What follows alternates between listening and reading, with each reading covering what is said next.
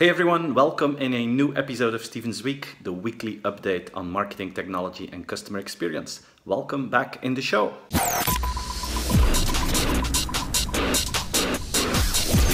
2 years ago, Facebook started with peer-to-peer payments through Messenger in the US. And now finally they're going overseas with it. So pretty soon they're going to launch their peer-to-peer payment system to the UK, which means that if you go out to a restaurant together with some friends, that one person pays the bill and the other can share the other expenses through their mobile payment system on Facebook.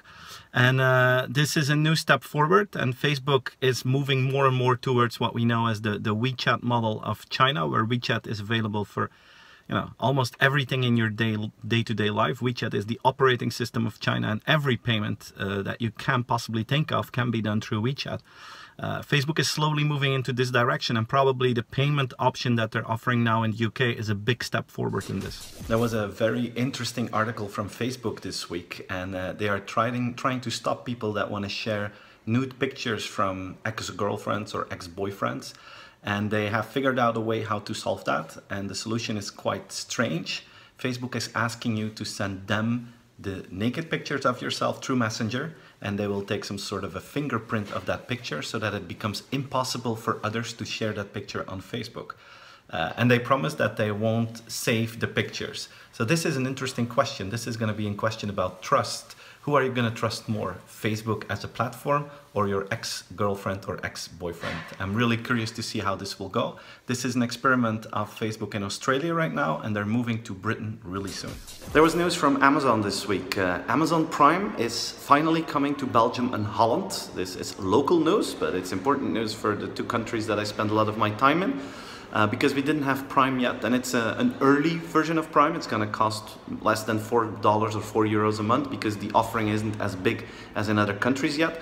And I assume this is a test case from Amazon to see how the Belgium and Dutch market will react to this. And I could assume if this works out fine for them, we're going to see a more aggressive play in the next few months, maybe years. But it's interesting to see how Amazon Prime, the second biggest economy in the world, is moving further and is gaining territory to further conquer the world. And I think there's a bigger play going on as well, because tomorrow on the 11th of November, it's Singles Day in China. And that's the biggest sales day of Alibaba of the year. They're going to sell more than, I think, 25 billion in one day.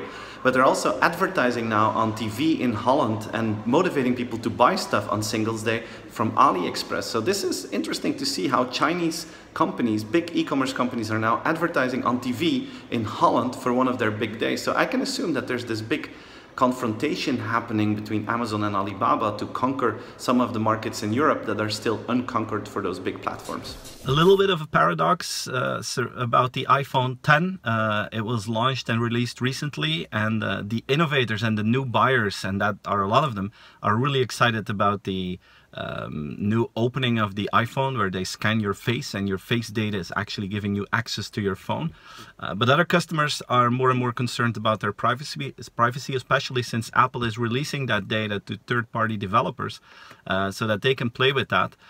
Personally, I think this will, just evolve just as other things related to privacy will evolve. The moment that you get relevant content or relevant experiences because companies use your face data, I'm sure that most people will like it.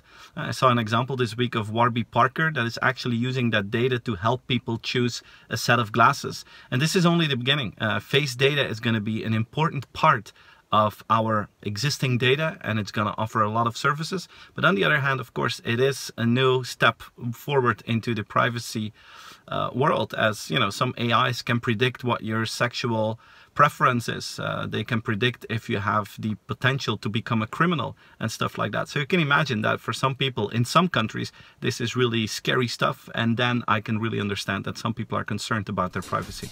Tesla made an acquisition this week. They bought a company called Perbix, and this is a company that can help them in the manufacturing of their Model 3. It's actually a system that is automating the manufacturing of cars. And it's interesting to see how Tesla is making acquisitions in this field. It is no surprise because they are suffering to keep up with the demand and the production. They are not producing as many cars as they promised. So probably in the next few months, we're going to see more of this, and we're going to see bigger moves, I think, from Tesla into the more traditional car manufacturing industry to make sure that they can learn from them and that they can keep their promises towards their customers. This week there was the rollout of the big Twitter tweets. Now we can write 280 characters instead of 140. So guys, this was my weekly update. I hope you enjoyed it, and I hope to see you again next week. Enjoy the weekend, and please share the video with all others. Thank you.